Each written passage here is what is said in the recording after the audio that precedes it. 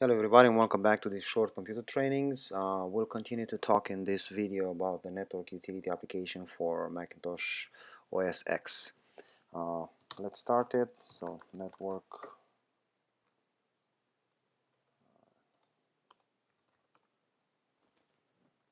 and last time we talked about the netstat tab, and we showed how it can display the routing table information.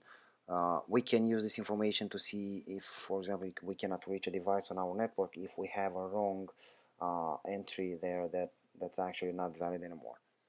The next tab, ping, needs no introduction, and um, it's it's used to make sure a remote station or website is alive.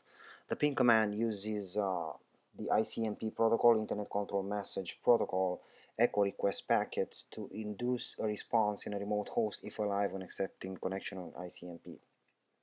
So we can ping this PC, for example, which is another PC in our network, and you can see that it's alive and the time it takes for the round trip, for the packet round trip, uh, the time to leave for the packet, and so far and so forth. You can see it here, so it's up and running.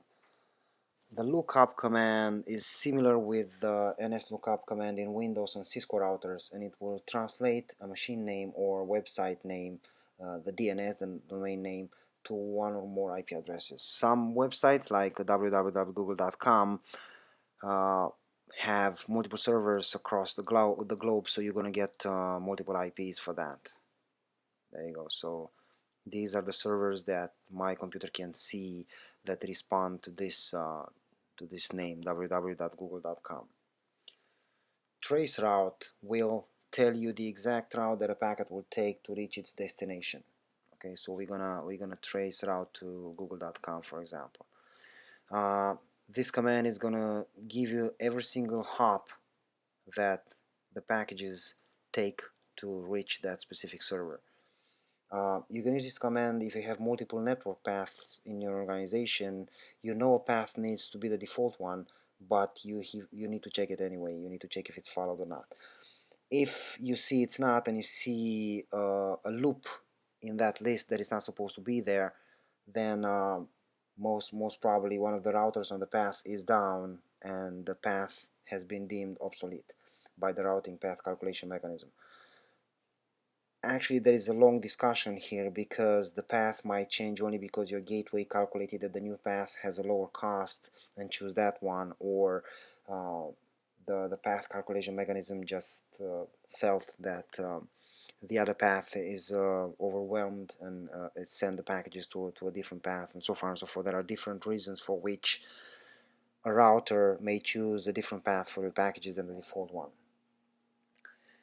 The WHOIS tab. The WHOIS protocol is a query and response protocol that it's used for querying databases for registered internet users and information attached to their records.